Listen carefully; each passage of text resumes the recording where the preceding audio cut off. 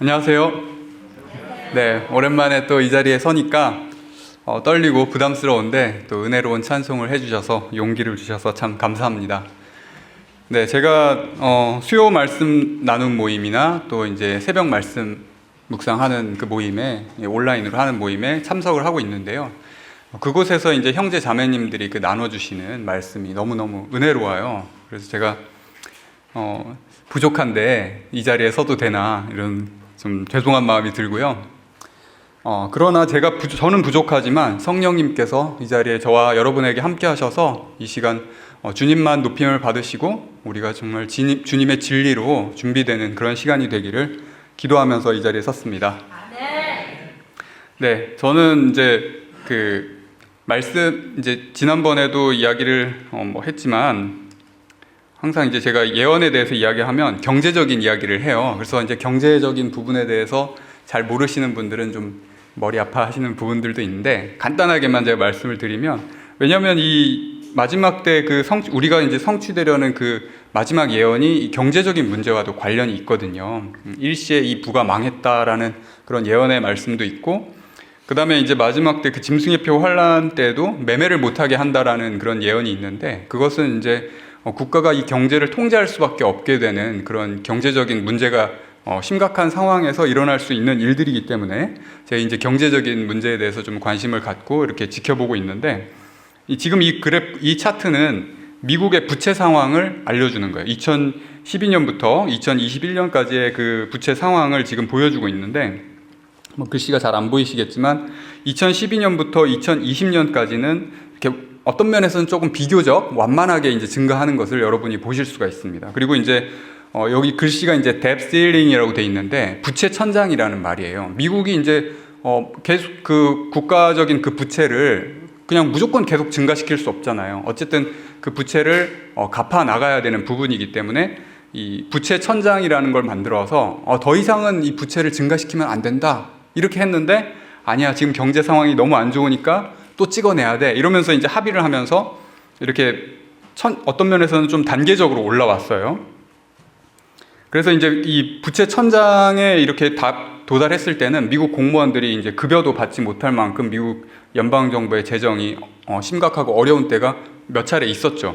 그런데 이제 2020년부터는 이제 부채 천장이 없어진 것 같아요. 그리고 굉장히 경사가 급하게 올라가는 것을 볼 수가 있습니다. 이게 이제 코로나 사태가 터지면서 이거 이제 달러를 마구 찍어서 이 경기를 부양하지 않으면 경제가 언제라도 망할 것 같아서 어마어마하게 무제한 양적 완화라고 하죠. 제한이 없는 거예요.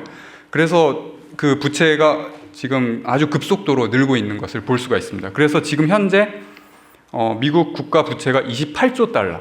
네, 여러분이 28조 달러의 그 액수가 얼마만큼의 양인지 계산할 수 없을 것 같은데요. 저도 계산이 안 되거든요. 엄청 많은 거예요, 그냥.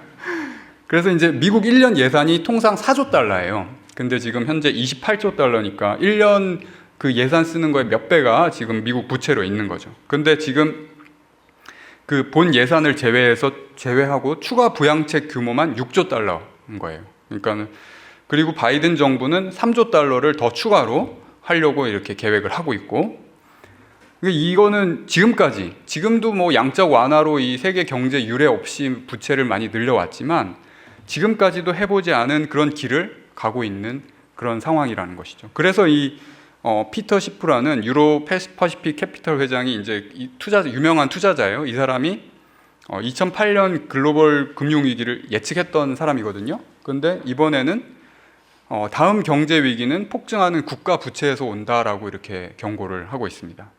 그런데 이제 우리가 조금 더 한 발 더 나아가서 생각해 봐야 될 거는 이 1981년 레이건이 집권할 때 미국 부채가 1조 달러에 불과했어요. 그러니까 미국 건국된 때부터 1981년까지 수백 년간 1조 달러까지 부채가 증가했던 거예요. 근데 트럼프가 당선됐을 때 2016년에는 이제 거의 뭐 한 30년 남짓 되는 그 시간 동안 20배로 20조 달러로 늘었죠. 근데 2025년에는 이제 50조 달러까지 늘고 있다라는 거예요. 이 부채 증가 속도가 말 그대로 기하급수라고 표현을 할 수가 있는 거예요. 그래서 금리를 막 지금 굉장히 뭐 0% 제로금리 뭐 이렇게 이야기하잖아요. 금리를 그렇게 낮춘다고 해도 사람들한테 이 세금을 걷어서 그 부채 이자를 내는 것도 감당하기가 어려울 만큼 그런 상황이 지금 되고 있다. 2025년에 그렇게 된다. 그래서 지금 이거는 1900년부터 지금 2020년까지의 부채 그 증가를 보여주는 건데, 지금 말 그대로 기하급수적으로 늘고 있죠. 근데 지금 2021년은 포함이 안 됐는데 지금 이게 24조 달러까지 포함 보여주는 거니까 28조 달러로 지금 2021년에는 지금 현재 그러니까 올해는 뭐 한 30조 달러 더 이상 넘어가겠죠. 그러니까 얼마나 더 높이 이 차트가 계속 올라갈 수 있을지, 이런 경제가 계속 유지될 수 있을지 경제 전문가들도 의문을 품고 있는 이런 시대에 우리가 살고 있다는 것입니다. 경제 위기는 이제 그만하고요. 그냥 천연재해도 마지막 시대임을 알려주는 여러 가지 징조들이 있어요. 지난 2월에 120년 만에 미국 텍사스에 그 한파가 찾아왔답니다. 120년 만에 한파인데 지금 모든 게 다 얼어버렸어요. 그래가지고 이게 이제 집 그 건물 안인데 왜 이렇게 이 고드름이 얼었는가? 너무 추워가지고 다 터졌어. 수도관이 다 터졌는데 거기서 물이 나오니까 물이 떨어지면서 다 고드름이 돼버린 거예요. 너무 추우니까. 그리고 이 길도 이렇게 다 얼어버려서 차가 갈 수가 없는 그런 상황이 돼버렸죠. 이게 왜 그러냐? 항상 우리가 듣는 이야기잖아요. 지구 온난화. 네, 지구 온난화인데 왜 이렇게 추워졌냐? 이 지구 온난화 때문에 이상 현상이 생겨서 북극 한파가 텍사스까지 내려왔다라는 거예요. 그래서 텍사스주 고속도로에는 백중추돌 사고가 일어났다고 합니다. 백중추돌 들어본 적 있으세요? 네, 뭐 3, 4중은 들어봤는데 백중추돌은 저도 처음이라서 정말 심각한 그런 상황이었죠. 그리고 너무 추운 데다가 정전이 되어버렸어요. 발전소가 제대로 운영을 할 수가 너무 추우니까 운영을 할 수가 없어서 정전이 되어버렸는데 다들 추우니까 이 사람은 이제 다행히 집에 이 화로가 있어가지고 거기다가 나무를 떼가지고 버텼다고 합니다. 그런데 이런 집안에 불을 피울 수 없는 사람들은 나무가 없는 사람들은 뭐 종이도 태우고 뭐 이것저것 태우다가 촛불도 태우고 이러다가 집에 불이 나가지고 화재 사고로 사람들이 사망했다는 그런 사건 사고도 있었습니다.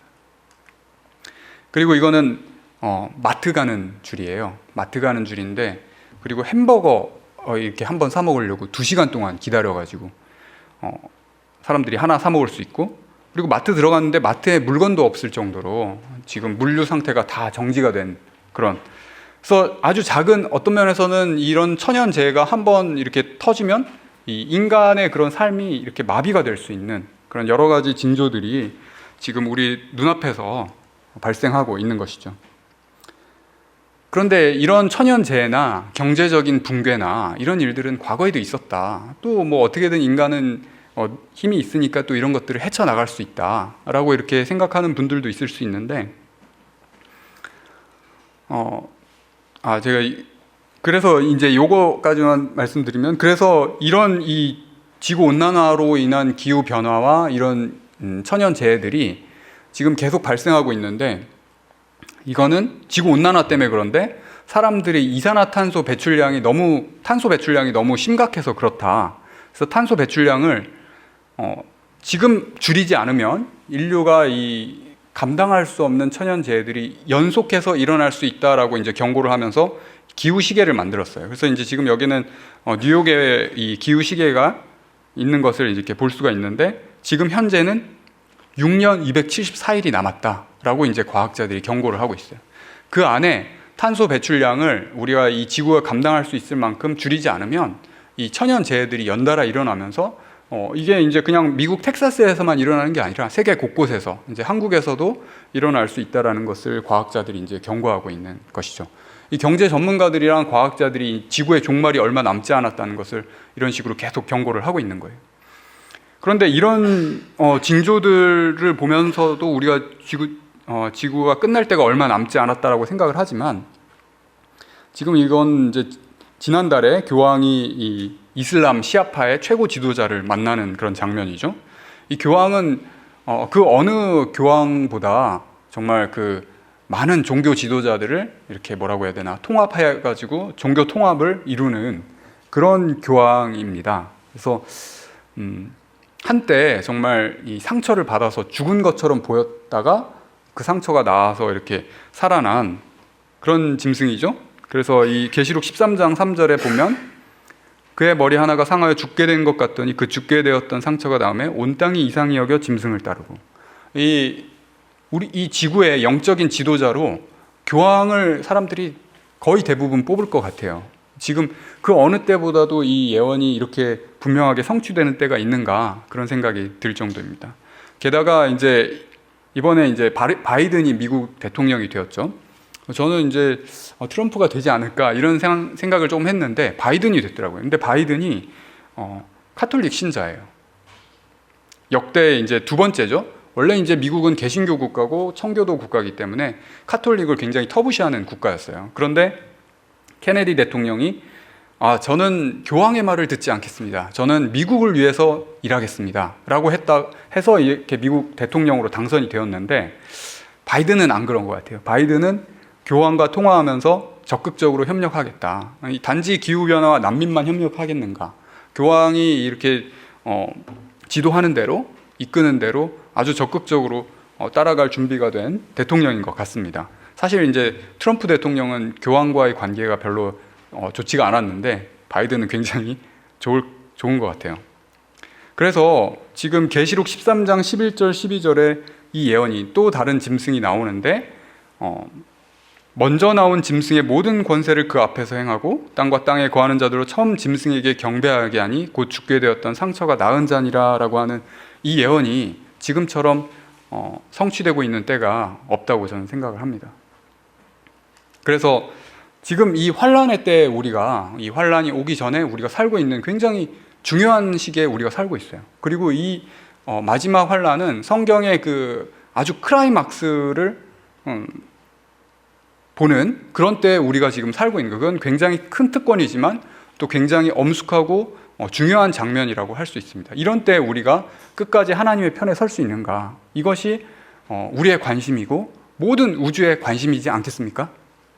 네, 여러분도 그런 관심이 있으십니까? 네. 성경에는 환란의 때가 여러 번 나와요. 그때마다 정말 하나님의 편에 선 사람들은 소수였습니다. 그 사람들이 어떻게 하나님의 편에 설 수 있는지 이 시간 우리가 함께 생각해 보도록 하겠습니다. 창세기에 이제 큰 환란의 때가 나오죠. 홍수로 대부분의 사람이 멸망하는 그런 환란의 때가 나옵니다. 그때 이제 하나님께서 노아를 그 당대 의인이었던 노아를 선택하셔서 방주를 건축하게 하시고 하나님의 말씀을 전파하게 하셨습니다. 120년간. 여러분 몇 년 하셨습니까? 진리를 알고 전하는데 몇 년 하셨습니까? 저는 이제 10년 남짓 했다고 조금 그렇게 말을 했는데, 노아에 비하면 아직 멀었다고 이렇게 이야기할 수 있죠. 근데 1년, 2년은 자기가 전 재산을 들여서 이 방주를 지으면서 이 진리를 전하니까 사람들이 저게 뭘까? 이렇게 관심을 기울였겠죠. 그런데 이제 10년, 20년, 30년 지나면서 사람들이 어제도 똑같고 오늘도 똑같고 내일도 똑같을 것 같은데, 이러면서 비도 구경도 해본지 않았는데 산에다가 방주를 지어요. 얼마나 우습겠습니까? 그래서 나중에는 이 노아를 이렇게 무시하고 조롱하는 사람들도 있었겠죠. 그러나 노아는 그것에 굴하지 않고 하나님의 말씀을 따라서, 명령을 따라서 꾸준히 이 방주를 건축해 왔습니다. 이거는 이제 아담부터 아브라함까지 부조들의 그 연대기를 이렇게 보여주는 건데요. 아담은 몇 살 살았습니까? 930년 살았다고 나와 있죠. 네. 그런데 이 홍수가 올 때 죽은 사람이 있어요. 누굽니까? 홍수가 올 때 죽은 사람. 네, 여기 정답이 나와 있는데 무드셀라죠. 이 에녹이 무드셀라를 낳은 다음에 하나님과 동행한 후에 이제 여기서 이제 그래프가 지금 짧은 사람 중에 이제 홍수 전에 가장 짧은 사람이 에녹인데, 하나님과 동행하다가 이제 하늘까지 간 에녹이 있죠. 에녹이 이 무드셀라를 낳았는데 하나님께서 에녹에게 계시를 주신 것 같아요. 내 아들이 죽을 때 그것이 온다. 무드셀라 이름이 그가 죽을 때 그것을 보내리라라는 뜻이에요. 그래서 이것은 무드셀라가 죽을 때 홍수가 올 것을 예언한 그 하나님의 그 계시다. 그래서 노아도 그걸 알았겠죠. 무드셀라 자신도 분명히 알았고, 그래서 노아가 이렇게 이야기를 해왔는데 무드셀라가 죽은 거예요. 사람들이 진짜 이제는 정말 노아가 말한 대로 홍수가 올 것인가 생각했겠습니까? 네, 좀 생각했겠죠? 그런데 아직 홍수가 안 왔잖아요. 그러니까 그게 뭐 그럴 수도 있고 안 그럴 수도 있지 라면서 또 그냥 지냈어요. 그런데 무슨 일이 일어났죠? 동물들이 이 짝을 지어서 이 방주 안으로 들어가요. 이거는 굉장히 기이한 일이에요. 그래서 그 당시에 노아 홍수 당시에 이 1000년 동안 사람들이 살면서 자식을 낳았기 때문에 거의 인구가 수십억이 되었다고 합니다. 그 사람들이 이 부분에 대해서 여러 종류의 해석을 내놓지 않았겠습니까? 그러나 결론은 노아가 말한 거는 아니야. 이게 결론이었겠죠? 그래서 안타깝게도 노아와 노아의 가족 외에는 방주에 들어간 사람이 한 사람도 없었다는 것입니다. 다 긴가민가 하고 있었어요. 그리고 결국은 그 은혜의 시간이 마치고 노아 방주의 문이 닫혀버렸습니다. 닫힌 후에 7일 있다가 비가 오기 시작했습니다. 비가 오니까 그때서야 사람들이 어떻게 했습니까? 노아의 말이 맞았구나. 정신을 차린 거예요. 그리고선 노아 방주의 문을 두드리는 사람들이 있었겠죠? 네, 방주 문 두드렸어요. 그런데 그때는 노아도 열 수가 없었어요. 하나님께서 문을 닫으셨기 때문에. 그리고 그때 회개한 사람들은 결국은 또 반복해서 죄를 범할 수밖에 없는 사람들이라는 게 너무 분명하기 때문에 이렇게 들어갈 수가 없었죠. 그래서 결국은 노아와 노아의 가족 외에는 모든 사람이 멸망하는 그런 아주 비극적인 결말을 우리가 창세기에서 볼 수가 있는 것입니다. 그래서 여러분, 환란은 오래오래 경고가 돼요. 그리고 여러 번 경고가 돼요. 그러나 환란이 시작되면 그때 준비할 시간이 있습니까? 없습니까? 없어요. 이거는 굉장히 우리에게 중요한 의미가 있다고 생각을 합니다. 그리고 그 다음 그 환란의 때가 있는데 그 다음에는 그 남방 유다가 바벨론에 의해서 멸망할 때입니다. 근데 아이러니하게도 그 하나님께서 너희는 바벨론에 멸망할 거야 이렇게 알려주셨어요. 이사야를 통해서 경고하셨고 또 예레미야를 통해서 여러 번 경고를 하셨습니다. 그런데 우리가 다른 나라에, 예를 들어 우리나라가 일본에 멸망당할 거야 라고 하면 여러분 기분 좋겠습니까? 안 좋겠습니까? 안 좋죠. 그러니까 남방 유다 사람들도 그 예레미야의 예언이 하나님께로부터 온 건 알았지만 듣기가 싫은 거예요.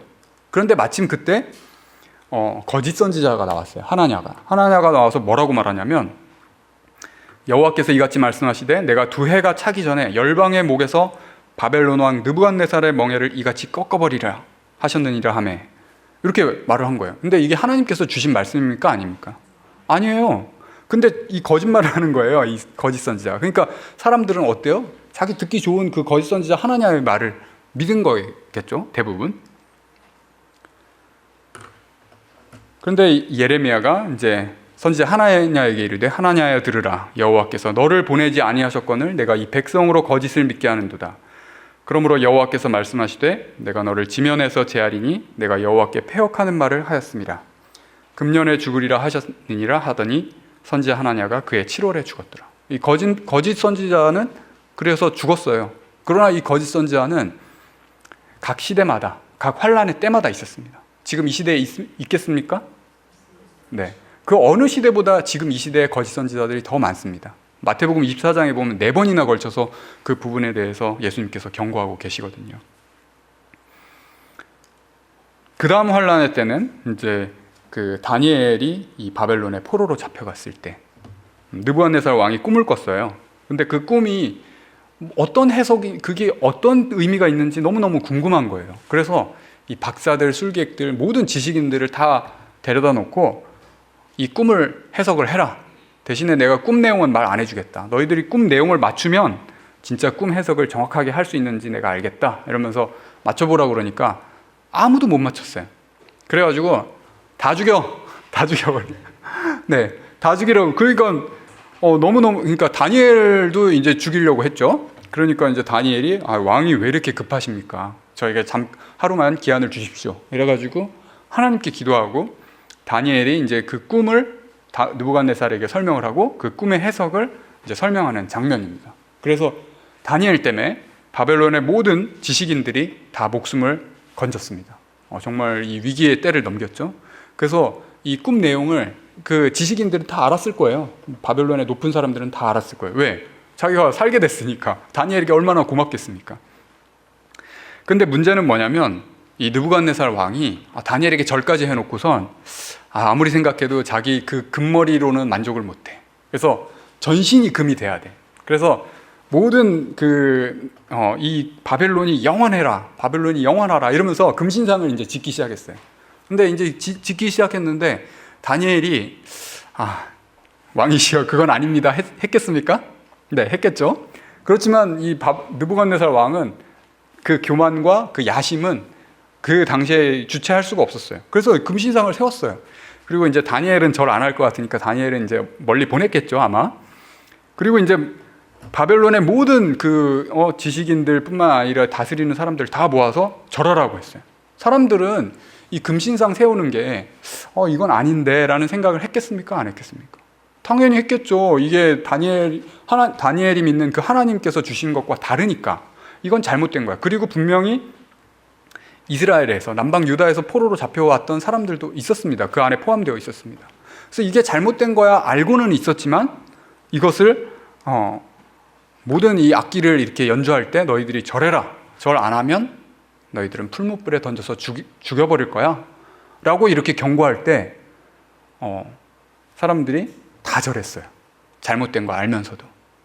근데 여기서 오직 다니엘 세 친구만 절하지 않았습니다. 왜 그랬습니까?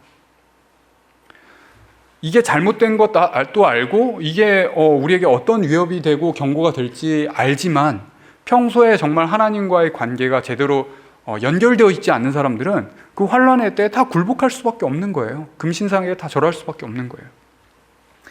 딱 절하라고 했을 때 그때는 더 이상 준비할 시간이 없는 것입니다. 그때 하나님 내가 절 안 하게 해주세요. 이렇게 안 돼요. 평소에 살던 대로 그냥 살게 되는 거죠.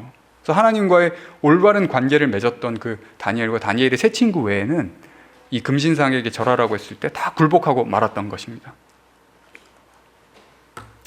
그 다음 환난의 때는 예수님께서 십자가에 달리실 때입니다. 예수님께서 십자가에 달리시기 전에 제자들에게 분명히 예수님께서 죽으시고 3일 만에 다시 살아나실 것을 말씀하셨습니다. 이렇게 말씀하셨죠. 여러분 같이 한번 읽어보겠습니다. 시작.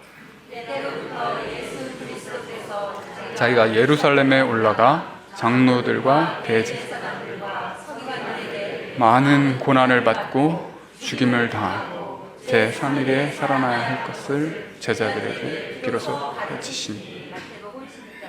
네, 이 말씀을 하시면서 예수님께서 이 제자들이 좀 깨달았으면 좋겠다라고 말씀을 하셨는데 바로 베드로가 이렇게 말을 했어요. 읽어보겠습니다. 시작.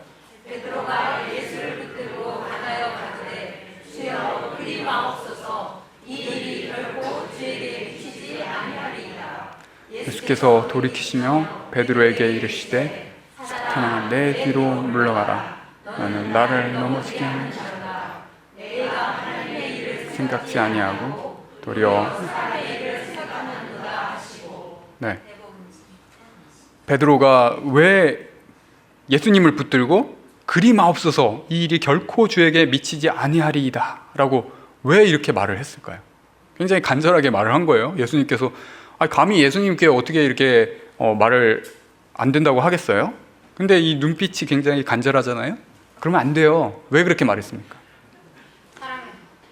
사랑해서 그랬겠죠. 네, 아주 좋게 긍정적으로 해석하신 자매님 너무 좋습니다.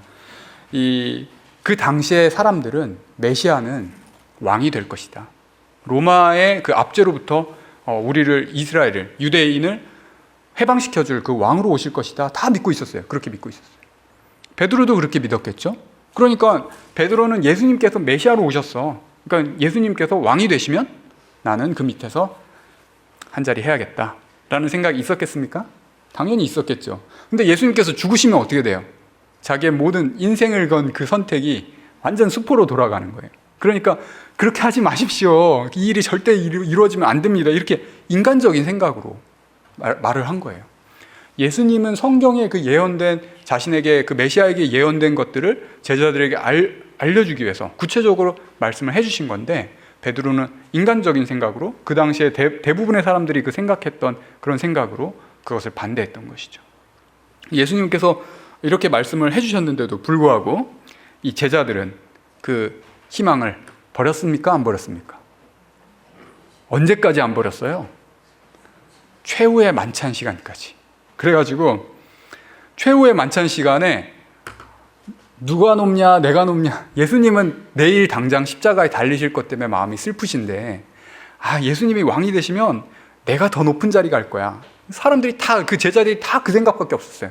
그래가지고 낮은 사람이 하는 발 씻기는 일 네가 해야지. 내가 너보다 높으니까 네가 해야지. 다 그러고 다 안 하니까 누가 했어요 결국? 예수님께서 하셨어요. 그래서 이 제자들이 너무 뭐지 이거 이러면서 너무 깜짝 놀랐고, 베드로도 정말 너무너무 기가 막혀가지고 자기는 못 씻긴다고 막 이렇게 말할 정도로 이렇게까지 했는데도 제자들이 아직도 희망을 버리지 못하고 있었습니다. 그래서 예수님께서 다시 말씀하시죠. 읽어보겠습니다. 시작. 예수께서 제자들에게 이르시되 다 나를 버리리라. 기록된 바 내가 목자를 양이 내가 흩어지리라 하느니라. 그러나 내가 살아난 후에 너희보다 먼저 갈리로 가리라. 이번에 더 구체적으로 말씀하셨어요. 오늘 밤에 너희가 다 나를 버리리라 라고 이렇게 말씀하셨어요. 그랬더니 베드로가, 또 여기서 베드로가 나와요. 뭐라고 하죠? 시작. 대답하여 가로되 다 주를 버릴지라도 나는 언제든지 버리지 않겠나이다. 예수께서 가라사대 내가 진실로 내게 이르노니 오늘 밤 닭 울기 전에 내가 3번 나를 부인하리라. 베드로가 가로되 내가 주와 함께 죽을지언정 주를 부인하지 않겠나이다 하고 모든 제자도 이와 같이 말하니라. 베드로가 뭐라고 말했어요? 다 주를 버릴지라도 나는 언제든지 버리지 않겠나이다. 여러분도 그런 마음이십니까? 네. 네. 건축매장을 아주, 네, 정말 베드로와 같은 그런 마음을 갖고 계셔서 감사합니다. 그리고 내가 주와 함께 죽을지언정 주를 부인하지 않겠나이다. 이렇게까지 말을 했어요. 이 베드로의 그 믿음과 예수님을 향한 그 사랑이 정말 대단해요. 우리가 지금 보기에도 대단해요. 여기에 나도 베드로처럼 그렇게 말할 거야 라고 준비되지 않은 분들도 아마 있을 거라고 전 생각합니다. 아무튼 베드로 정말 훌륭한 사람입니다. 그런데 베드로가 어떠했는지 계속 읽어보도록 하겠습니다. 시작. 예수께서 제자들과 함께 겟세마네라 하는 곳에 이르러 제자들에게 이르시되 내가 저기 가서 기도할 동안에 너희는 여기 앉아 있으라 하시고 베드로와 세베대의 2 아들을 데리고 가실새 고민하고 슬퍼하사 이에 말씀하시되 내 마음이 심히 고민하여 죽게 되었으니 너희는 여기 머물러 나와 함께 깨어 있으라 하시고, 깨어 있으라고 하셨어요. 그랬는데 조금 나아가사 얼굴을 땅에 대시고 엎드려 기도하여 가라사대 내 아버지여 만일 할만하시거든 이 잔을 내게서 지나가게 하옵소서. 그러나 나의 원대로 마옵시고 아버지의 원대로 하옵소서 하시고 제자들에게 오사 그 자는 것을 보시고 베드로에게 말씀하시되 너희가 나와 함께 1시 동안도 이렇게 깨어 있을 수 없더냐. 예수님은 내일 십자가 사건 때문에 마음이 너무 슬프고 괴로워서 아버지께 간절히 정말 그 피가 땀이 되도록 흘리시면서 기도를 하셨다고 해요. 그런데 제자들은 어떻게 해요? 그냥 자고 있어요. 그리고 이걸 몇 번이나 해요? 3번이나 합니다. 3번이나. 계속 잤어요. 라오디게아 교회의 상태와 비슷하지 않습니까? 어떻습니까? 라오디게아 교회는 내가 말하기를 나는 부자라 부여하여 부족한 것이 없다 하나 내 곤고한 것과 가련한 것과 가난한 것과 눈먼 것과 벌거벗은 것을 알지 못하도다. 베드로는 나는 다 주를 버려도 저는 안 그러겠습니다. 내가 죽을지언정 예수님을 버리지 않겠습니다. 이렇게 호언장담했지만 그냥 자고 있어요. 라오디게아 교회도 난 부자라고 하지만 얼마나 그 가련한지 그 처지를 모르는 거예요. 그리고 잠들어 있는 교회, 라오디게아 교회죠. 졸며 자는 교회, 라오디게아 교회죠. 이 베드로의 상태가 오늘날 이 라오디게아 교회, 우리가 라오디게아 교회 사람들이죠. 이 상태와 얼마나 비슷합니까? 참 슬프게도 세 번째까지 기도하신 후에 나를 파는 자가 가까이 왔느니라 이렇게 예수님께서 말씀하시고 이제 가룟 유다가 나타납니다. 가룟 유다가 나타나서 어떻게 했습니까? 입맞춤으로 예수님을 팔아 넘겼어요. 그리고 평소에 예수님께서 그렇게 낮에 가르치실 때는 아무도 안 잡다가 이 밤에 몽둥이랑 칼까지 들고 와가지고 예수님을 잡으러 온 거예요. 그래서 이렇게 말씀하십니다. 읽어보겠습니다. 시작. 그러나 이렇게 된 것은 다 선지자들의 글을 이루려 함이니라 하시더라. 이에 제자들이 다 예수를 버리고 도망하니라. 네, 결국 예수님께서 이제 밤에 그 폭도들에게 잡히시니까 손에 이제 다 밧줄로 묶였어요. 그걸 보니까 어떻게 됐어요? 제자들이 그때 정신이 번쩍 들었어요. 그리고 다 도망갔어요. 여러분, 예수님께서 얼마나 여러 번 말씀하셨습니까? 그리고 그 당일에도 너희가 다 나를 버린다라고 말씀하셨어요. 근데 안 그러겠다고 다 그렇게 이야기해놓고도 결국 그때가 되니까 준비 안 된 사람들은 어떻게 돼요? 그냥 속절없이 다 도망갈 수밖에 없는 거예요. 여러분도 환란에 다 준비됐다고 말하시지만 그 환란이 시작되면 여러분 정말 주님 편에 설 수 있겠습니까? 이거는 정말 우리가 저부터 시작해서 진지하게 생각해 봐야 되는 중요한 문제라고 생각을 합니다. 근데 베드로가 그래도 예수님 정말 사랑했나 봐요. 아니면 미련이 남아서 그랬을까요? 베드로가 멀찍이 예수를 쫓아 대제사장의 집들까지 가서 그 결국을 보려고 안에 들어가 하속들과 함께 앉았더라. 다른 제자들은 다 도망갔어요. 근데 요한과 베드로만 예수님을 따라갔습니다. 근데 요한과 베드로의 결정적인 차이가 뭐냐면 요한은 그냥 예수님 따르는 사람인 것처럼 자기를 숨기지 않았어요. 그리고 예수님이 어떻게 되시는가 계속 지켜봤어요. 근데 베드로는 그것도 두려워가지고 멀찍이 자기는 그렇지 않은 척 하면서 이 하속들과 함께 앉았던 거예요. 그랬더니 베드로가 바깥들에 앉았더니 한 비자가 나와 가로되 너도 갈릴리 사람 예수와 함께 있었도다 하거늘 베드로가 모든 사람 앞에서 부인하여 가로되 나는 내 말하는 것이 무엇인지 알지 못하겠노라 하며 이렇게 처음 부인했죠. 그 다음 두 번째 부인하고 그 다음 세 번째 같이 읽어보겠습니다. 시작. 조금 후에 곁에 섰던 사람들이 나와 베드로에게 이르되 너도 진실로 그 당이라 내 말소리가 너를 표명한다 하거늘 저가 저주하며 맹세하여 가로되 내가 그 사람을 알지 못하노라 하니 닭이 곧 울더라. 이에 베드로가 예수의 말씀에 닭 울기 전에 내가 3번 나를 부인하리라 하심이 생각나서 밖에 나가서 심히 통곡하니라. 참 비통하고 슬픈 장면이죠. 그렇게 예수님을 사랑하고 예수님 자기가 죽을지라도 예수님 버리지 않겠다고 호언장담했던 베드로가 결국은 예수님을 3번이나 부인하고 나가서 이렇게 심히 통곡하는 그 모습이 얼마나 안타깝고 슬픈 장면입니까? 베드로가 왜 실패했습니까? 실패한 원인을 우리가 하나씩 보겠습니다. 세상적인 야망을 버리지 않았습니다. 네, 예수님께서 왕이 되시면 나 한 자리 해먹을 거야. 이 야망을 예수님이 십자가에 달리시기 하루 전까지 계속 품고 있었어요. 안 버렸어요. 이게 참 버리기가 어려운 것 같아요. 두 번째, 성경에 나온 그 예언을 예수님께서 말씀하셨는데 그걸 따르지 않고 그냥 다 대중이 생각하는 대로 메시아는 왕이 되실 거야. 로마의 압제에서 해방해 주시는 왕이 되실 거야.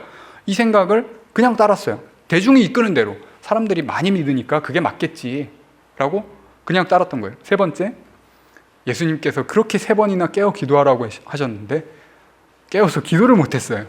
왜? 육신이 너무 연약해서. 네 번째, 그래도 요한은 다행이에요. 요한은 예수님 따른다고 이렇게 하면서 예수님 지켜봤는데 베드로는 멀찍이 따라가면서 예수님을 따르지 않는 사람인 것처럼 이렇게 몰래 가가지고 그 하속들과 하인들과 섞여가지고 불을 쬐면서 있었어요. 이게 베드로가 실패한 원인입니다.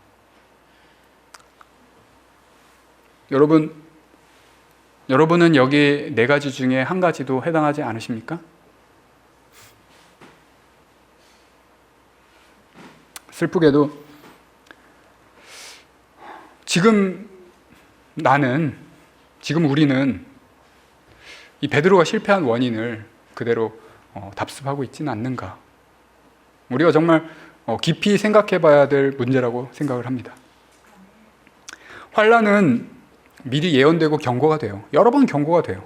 그렇지만 환난이 시작되면 더 이상 준비할 시간이 있습니까? 없습니까? 없습니다. 환난의 징조들만 기다리면서 언젠가는 일요일 법령이 시작되겠지. 짐승의 표 환난이 시작되겠지.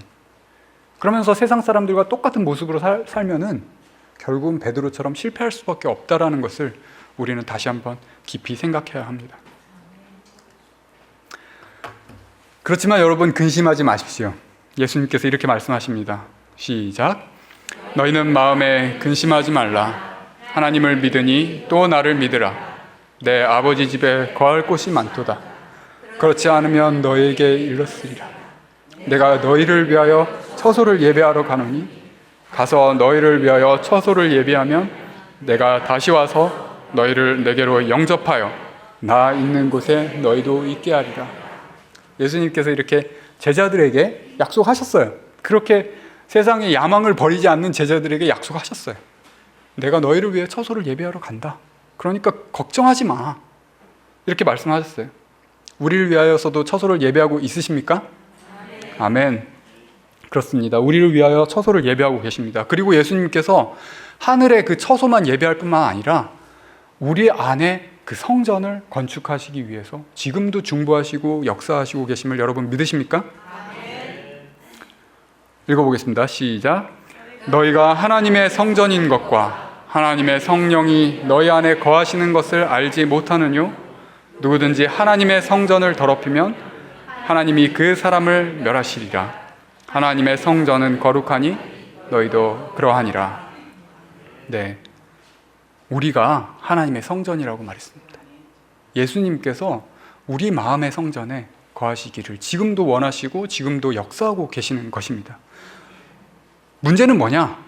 여러분이 우리의 마음 문을 두드리시는 예수님께 마음 문을 여느냐 열지 않느냐, 그것이 문제이죠. 그리스도께서는 자신의 집을 다스리는 아들로서 신실하셨으니 우리가 소망의 확신과 기쁨을 끝까지 굳게 붙들면 우리가 그분의 집이니라 라고 말씀하셨습니다. 이제 하는 말의 중요한 것은 이러한 대제사장이 우리에게 있는 것이라. 그가 하늘에서 위엄의 보좌 우편에 앉으셨으니, 예수님께서 대제사장으로서 하늘에서 중보하고 계시면서 우리 마음의 성전에서도 대제사장으로 역사하기를 간절히 원하고 계시고, 그렇게 여러분 마음속에서 역사하고 인도하고 계시는 것입니다. 여러분이 그 예수님의 그 역사하심에 얼마나 열심히 협력해야 하겠습니까?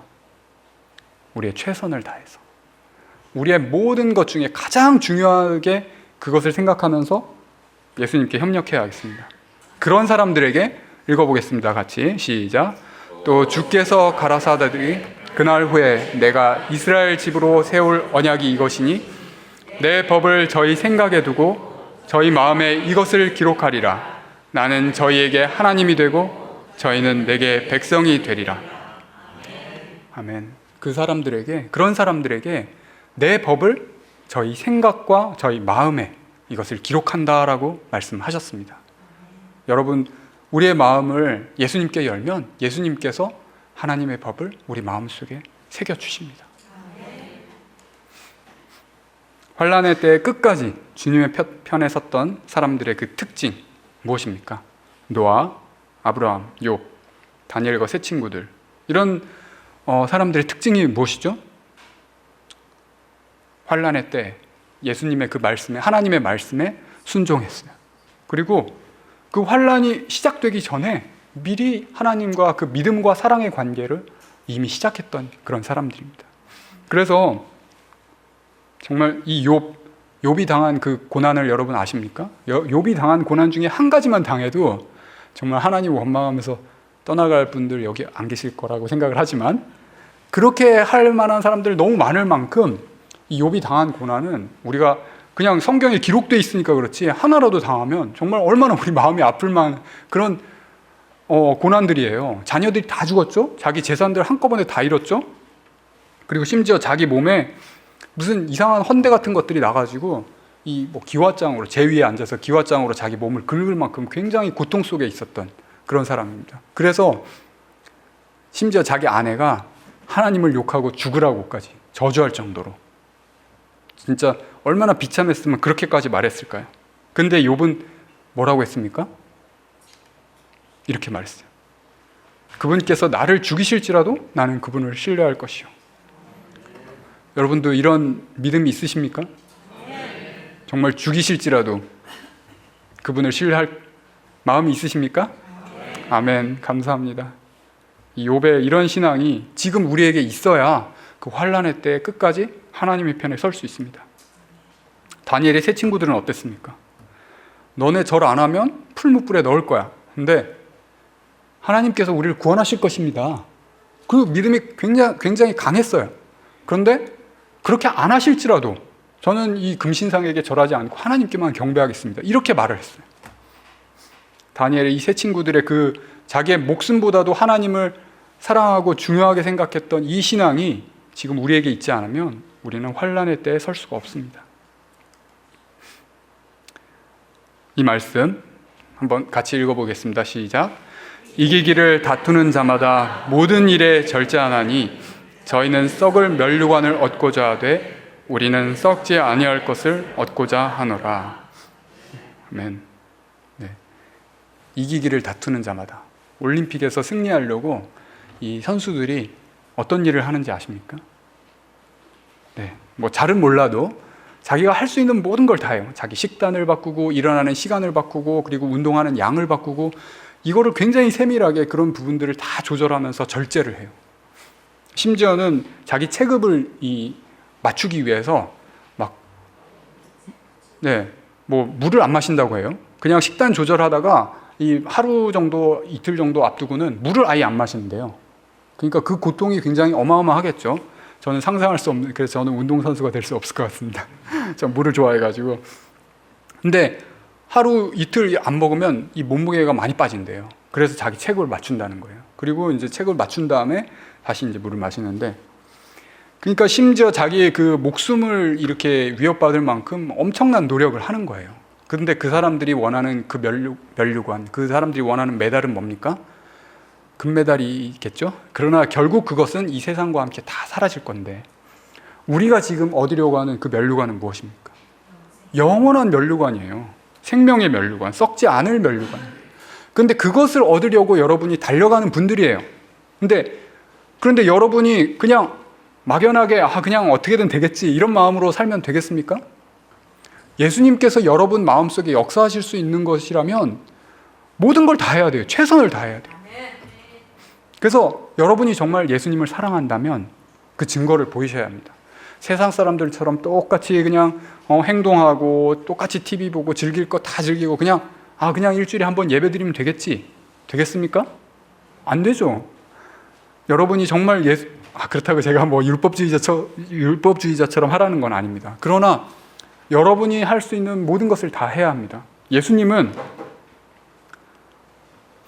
우리를 사랑하시는 것을 십자가에서 보여주셨습니다. 자기 목숨을 주셔서 우리를 위해 구원의 길을 여셨습니다. 여러분이 정말 예수님을 사랑한다면 여러분도 예수님을 사랑하는 증거를 보이셔야 합니다. 아브라함은 어떻게 증거를 보였죠? 아브라함은 하나님을 정말 사랑한다는 것을 자기가 자기 목숨보다 더 아끼는 이삭을 바치는 그것으로 실제로 하나님께서 그걸 허락하지는 않으셨지만 자기 아들을 바칠 만큼 하나님을 사랑한다는 것을 증거했어요. 여러분이 가장 사랑하는 것이 무엇입니까? 그것이 예수님과의 그 관계에 방해가 된다면 우리는 그것을 버릴 수 있는 그런 아브라함처럼 그렇게 할 수 있는 그런 예수님을 사랑하는 증거를 보이셔야 합니다. 저도 그렇고 여러분도 그렇고. 그렇게 간절히 예수님을 사랑하는 사람들에게는 성령님께서 역사하셔서 하나님의 계명과 예수의 믿음을 지킬 수 있는 그런 사람들로 준비시켜 주실 것을 믿습니다. 우리 모두가 그런 사람들로 준비되고 마지막 때의 끝까지 하나님의 편에 서는 우리 모두가 되길 바라고 기도하며 말씀을 마치도록 하겠습니다. 기도하겠습니다.